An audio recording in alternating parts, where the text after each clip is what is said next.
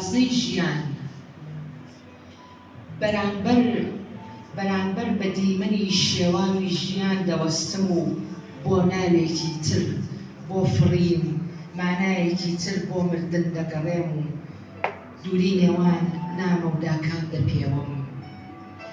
هیچ شتێک بۆ زەوی کێشم ناکا، لەناو بازنەکانی نامەوداکاندا گیر دەخۆم، هەڵدەوەشێمەوە و کە گریان ئاوەژوو دەبێتەوە پێکەنین لە جێگەیەکی ترە کە تاریکی ئاڵوقەم دەدا ڕووناکی کاتی بەسەر چووە.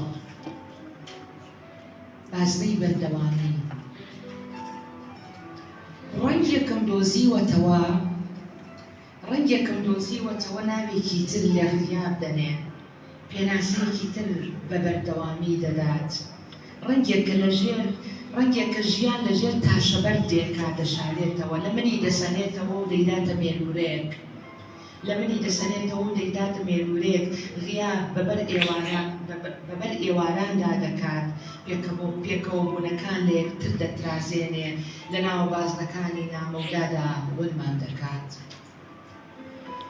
بازنەی گەڕانەوە لەسەر ڕێگەی گەڕانم بۆ پێناسەیەک بۆ کات ناکات قوتم دەدات. بەدەم ڕێگای گەڕانەوەم شوێن قسەم لێدا دەبڕێ و ناشوێن ونم دەکات. لە نێوان دوو هەنگاو و گەڕانەوەیەک بۆ سەرەتا، پێش چاوکردنەوە، پێش ڕوانین، پێش دەنگ، پێش گوێگرتن، پێش ژیان بەر لە گوتن دەگەڕێمەوە و دەفتەری بوون دەدڕێنم. لە ناو بازنەشکاوەکانی نامەودادا ئاوێنەیەک دەدۆزمەوە هەموو ئارەزوەکان و گشتی باوەڕەکان و تەواوی ئاراستە دژبەیەکەکان و هەڵبژاردەکانمی تیا دەشارمەوە و دەگەڕێمەوە ناو غیاب. بازنەی ناوەڵام هەموو ئەو ڕەنگانەی بەسەر شۆستە و شەقامەکاندا ڕژاون و ئەو ڕەشیەی چاوەڕێی گەیشتنمە لەژێر عەبای ڕەشەبایەکدا ناوەڵامێکی ڕوونە بۆ پرسیاری بوونی من لەناو ئەم هەموو هەسارانەدا. بازنەی منداڵی بە منداڵی ژیان لە چاومە چەندین بەشی فیلمێکی بێزارکەری بوونمان بوو. هەموو جیهانەکان لەبەر چاوم بەناو جێگاکان و مەودا ناکۆتاکاندا بڵاو بووبوونەوە. بازنەی پیاو لە جیهانی باوکەکانە دەم و لێومان دووراون، دامێنی کراسەکەمان قفڵێکی گەورەی پێوەیە. لە جیهانی باوکەکاندا قسەکردنمان بیرەچێتەوە، لە جیهانی پیاوەکاندا بازنەکانی نامەودا هەموو لێ ئاڵاون. بازنەی ژن لە جیهانی دایکەکاندا لە چنینی چارشێوێک بۆ شەرم و پینەکردنی ماڵێک بە ماڵی جاڵجاڵۆکە دەچێت، هیچی تر فێر نابین. لە جیهانی دایکەکاندا فێری هونەری یۆگرتن دەبین، لە جیهانی ژنەکاندا بازنەکانی نامەوداکان لە یەک ترازاون و دەرگایەکیش نییە بۆ ڕاکردن. بازنەی خودا بە منداڵی دایک نەمکم دەیگوت خودا لە ناو مزگەوتەکانە ئەژی.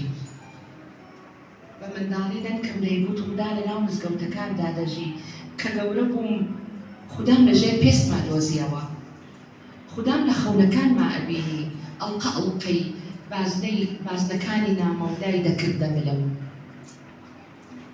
بازنەی ئاشتی بۆ ئەوەی بە ئاشتی بژیت پێویست ناکات فەنگەکەت لە شانت داگریت و هەرچی فیشەکت پێت ماوە فڕێیان دەیت.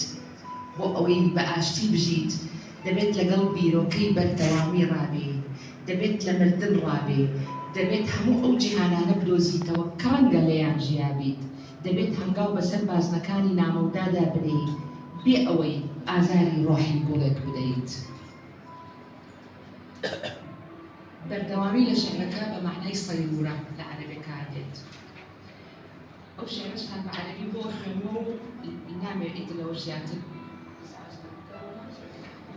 أوزام كانت كم زور بدأ عربي كيك لا أصلا بعربي مسلم أوشياء أبعاد لا مسافة. أقف في الباب قبالة الحديقة على حافة خضرار أبدي، أبحث عن تسمية أخرى للطيران ولون آخر يوحي بالزرقة، أبحث عن اسم آخر للغياب، تصور آخر عن الوجود وتعريف مختلف للصيرورة. أعود لأعطي تعريفا آخر للوقت فيؤزمنني اللاوقت بين جناحين وقفزة نحو الهاوية، يؤمكنني اللامكان بين خطوتين وعودة باتجاه الغياب، فأتوه بين أبعاد لا مسافة.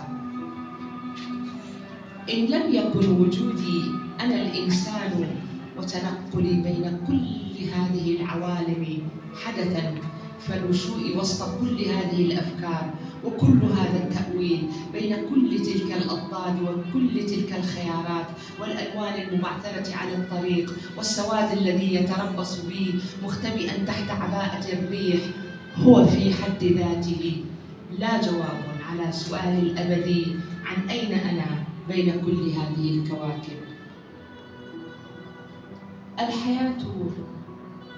الحياة ليست فيلماً رومانسياً بنهاية سعيدة. الحياة ليست فيلماً رومانسياً بنهاية سعيدة، أن نلتقي تحت ظل شجرة أو بين جدران كوخ على طريق بين ظلال البشر يؤدي إلى مجهول لم يعد مجهولاً. في صغري كنت أتخيل الحياة بعدة أجزاء كمسلسل تلفزيوني مقرف، كنت أرى العوالم منتشرة بين الأماكن واللانهايات. كان أبي يمسك بيدي بقوة حتى لا أتوه منه وهو يمر بي بعالمه، كان يخاف علي يكسوني طويلا يضع على لساني قفلا حتى صرت أنسى الكلام وأكره الرجال. في عالم أمي لم أتعلم أكثر من خياطة بيت يشبه بيت العنكبوت، يضيع فيه الصوت وتموت فيه الرؤيا وينمو في أرضه الوجع، حتى كدت أنسى فن السمع وكدت أكره النساء. جدتي علمتني أن العالم كله موجود في دور العبادة، وأنا معها أرسل نظري خلسة من تحت عباءتها السوداء تمر من أمام باب المسجد. كنت أبحث عن الله حتى كدت أنسى أن الله موجود في كل مكان. الله يقيم حتى في الفراغات بين الجلد واللحم، حتى في الهواء الذي يمر على قبورنا. أن تعيش في سلام لا يعني أن تنزع البندقية عن كتفك وترمي الرصاصات المتبقية لديك في قاع البحر، إنما أن تعيش في سلام هو أن تتعايش مع فكرة الوجود المقيت، أن تتصالح مع الصيرورة من حولك، أن تغني بأعلى صوتك لموتك المؤجل بينما تنتقل روحك بين الفضاءات.